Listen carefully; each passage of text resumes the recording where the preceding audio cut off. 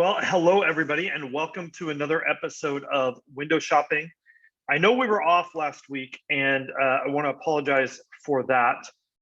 We've been working on some new projects over here and didn't quite have enough time to get an actual video done for you for our weekly architectural email, but I think we're going to make up for it this week because we have a house that is from a really cool and interesting history in architecture, especially if you love modern residential architecture. And this is the late 1940s, and the late 1940s is a very, very unusual time in America for almost all of design history. And the big reason for this is that pretty much everything was upended during World War II. So World War II ended, and pretty much what everybody did, or what almost everybody did, is they immediately just started recycling things from the late 1930s. But there were a couple people that really saw what was going to happen in the 50s. And there were some homes that were actually built that I think predicted the 1950s really well and really introduced a lot of design concepts that would come. And some of these homes ended up getting built a little bit earlier. So the home we're featuring today is from 1947, and yet it's a modernist house that really has some of those elements that we wouldn't see come into play really until the 1950s. So this is a home. I'm going to go ahead and pull it up on the screen here. This is a home that was designed by architect Kenneth Lind, and it was done as almost a prefab housing system. He called this the California Cabin, and this is built up in Los Feliz. And this home is 2 bedrooms and 2 baths, but it also has a den space, so it's really close to a 3-bedroom. It's just over 1,500 square feet, built in 1947 on a 4,000 some square foot lot, which doesn't sound like a lot, but really this home is sited very well. It's on a hillside and actually has some great outdoor space that we're going to show you too. This is not our listing, but absolutely, if you love architecture, you deserve your own representation. This one is listed by Robert Kallick of Compass, but we would love to represent you and your interests as a buyer. So I'm going to start off and talk a little bit about some of the things that you're seeing. This is actually the back of the house. So this is what we call a reverse two-story. And a reverse two-story, actually, Kenneth Lind, the architect, would go on to design a lot of houses like this, is where your main living areas are actually upstairs. So this is the front of the house, which is very close to the street, giving you a backyard. And as you can see, this is a very unassuming house from the street side, right? It looks like, this really kind of brings to life that term California Cabin. And we're going to go back here, back side of the house again. You can see it's actually quite a bit bigger. So if you go inside, this is what you're greeted with. Open beam ceiling, tongue and groove decking.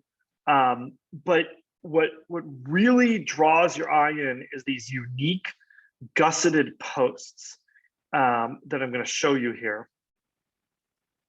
They're really a cool design element that you see. It really just something experimental and unique. And really this home feels like a lot of those 1950s sort of design elements done ahead of time. It's a lot cleaner lined than most of the late 1930s homes, even though some of the materials are a little similar.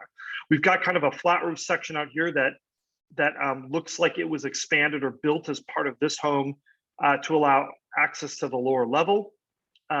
This California Cabin design was originally designed to be on flat land. So because this one was built on a hill, it allowed for some space underneath, which the homeowner or designer has taken advantage of. So you've got this cool element with these gusseted columns here, just really a cool design element. You see this in a couple other spots. I think A. Quincy Jones did this up in the hills surrounding the Getty Center. There's some homes designed that have similar design elements. I kind of like these horizontal windows. These are a little bit of a throwback to that kind of 1940s look. This is looking down that dining area and through that kitchen. I mean, just seeing these columns and these gusseted columns like this, really something beautiful. We've got this grooved wall, just a lot of interesting things to look at in a house like this. Like there's no dull space. There are no just plain flat walls. Things are either windows or textures. And I really like that because it means even though this is not a terribly large house at about 1,500 square feet, it's an interesting house with kind of a lot going on. So this is this kind of galley kitchen area, which opens up to this bar area. And then you've got the stairwell that goes down to the lower level. Not a huge kitchen, but a very efficient kitchen. We like that. Very well done. This is one of those sensitive renovations that you can tell was done by somebody who really didn't have any intention of selling. They wanted to make something special for them, not for resale. And that really shows. So we're looking down this kind of dining area on this main level. Again, you get a great look at these crazy, crazy gusseted like truss style columns with these plates. Just really such a cool design element. It catches your eye every time you look at them. Looking back here, I mean, what would it be like to work at this table and kind of look back and see this view? This is the view out from this dining area. Again, you're up in the hills, so you actually have some very nice views, a lot of greenery, small deck out here where you can look out. Really a good amount of privacy for such a small lot size. I know that's one of those things that's very hard to gauge when you're looking at homes like these and you're looking at that lot size, right? And you're trying to determine, is this house going to feel private or not? And really up in LA, especially in the hills, you really can't do that. Back here is a bedroom that's upstairs. Again, it's got a little bit of this kind of area that's been extended out, I think at some point after the property was built. You can kind of see these rafter tail beams here. So you can kind of see what looks like they added on to extend that. This might have been an exterior stairwell originally. So kind of leading into this bedroom area upstairs, it's nice to have one bedroom on this kind of main level up here. Again, really a very classy remodel that has a nice timeless feel to it. You can always tell the home's designed by great designers because they don't feel like they're dated to a particular period of time. Cool stairway and tiles down the stairs. We've got this den area that you see here, which is totally useful. Sliding glass door goes out to the backyard. More of this kind of cool den space down here. And then another bedroom downstairs as well. And I actually kind of like this bedroom a lot. It feels very cozy. It's underneath that deck. What a great space for guests, by the way, to hang out in. If I were a guest, I'd definitely love to stay here. And yet another bathroom downstairs with a tub, dual vanities, shower. They really kind of built a luxurious bathroom in this space because they had a little bit more room. Deck underneath here. And you've got this beautifully planted kind of hillside space that leads down to kind of another little lower level seating area. So really a cool house. You don't see much from the street. I like that.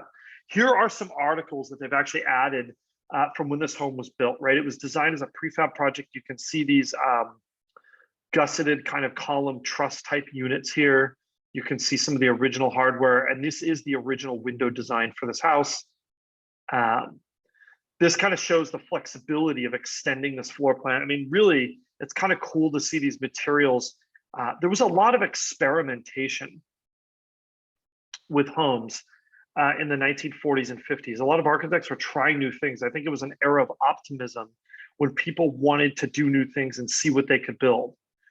So really a cool design. And then here you see kind of this layout where the house is very, very close kind of to the front entrance here, carport, laundry area, and then extending down to this little hill here. So, not a huge lot, not a huge house, but really kind of maximizing the space that you have. And, this isn't a cheap house, right? This is $1.75 million. And that might seem ridiculous given the lot size and given the square footage and the bedroom count. But, something you get with a house like this is you can tell from the photos that there's a level of quality in the detailing that really is going to be difficult to find in other homes. So, right now in this market, you've got two options if you want a house like this. You can either do the renovation yourself, which means a lot of money in this inflated contractor environment and also a lot of time, or, you can buy a home like this pre-done, but you're going to pay a premium. And that's really what's going on here. If I were to kind of give a phrase maybe for a house like this, it's sort of expensive but worth it. I think that's where I would kind of characterize it. If you're the kind of client who's very discerning and you want a very high level of quality and thoughtfulness in the renovations and in the design pedigree. I mean, this is a beautiful renovation, honestly, done to really, really a beautiful design. If you want to kind of fire on all cylinders like that, this is just the price to play in that game. Anyhow, thank you guys so much for watching.